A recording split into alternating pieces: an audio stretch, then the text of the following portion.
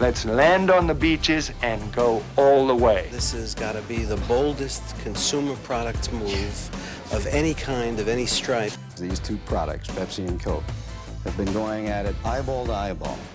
And in my view, the other guy just blinked.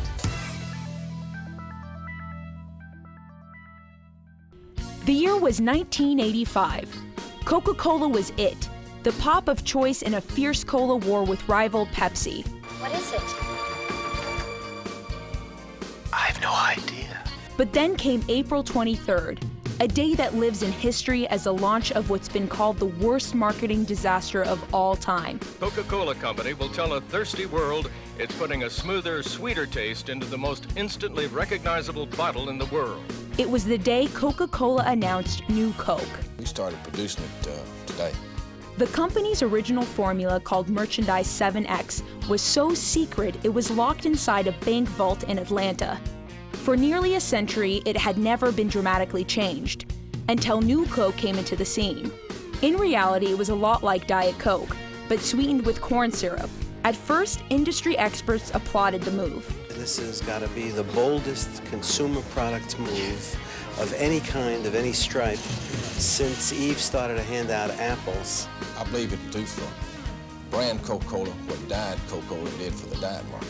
At the time, Coke was still #1, but pressure from Pepsi had cut down its market share by 2.5 percentage points. These two products, Pepsi and Coke, have been going at it eyeball to eyeball.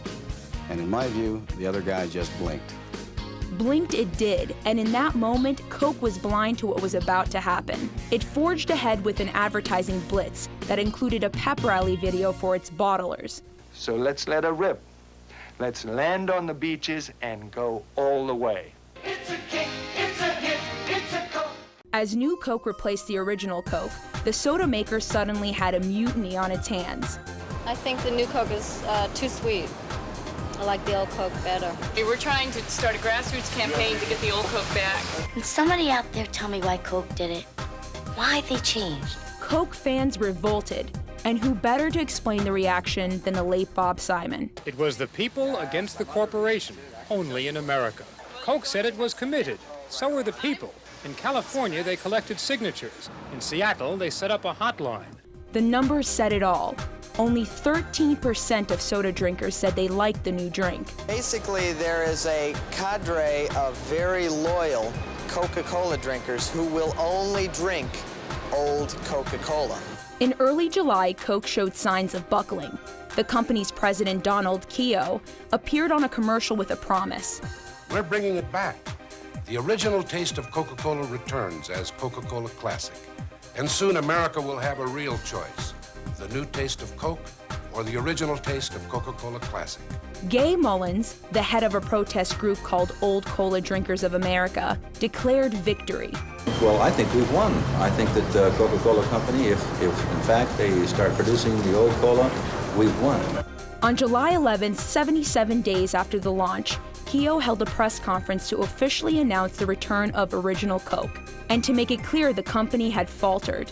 The simple fact is that all of the time and money and skill poured into consumer research on the new Coca-Cola could not measure or reveal the depth and abiding emotional attachment to original Coca-Cola felt by so many people.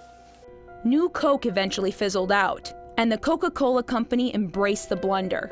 10 years after New Coke, then Chairman Robert Goizeta said, "If we had it to do all over again, knowing what the results would be, we would do precisely the same thing." And there's something to be said about the attention the fiasco received. Once again, Bob Simon. And before you call the company crazy, think of this. When's the last time any product has gotten this much free airtime?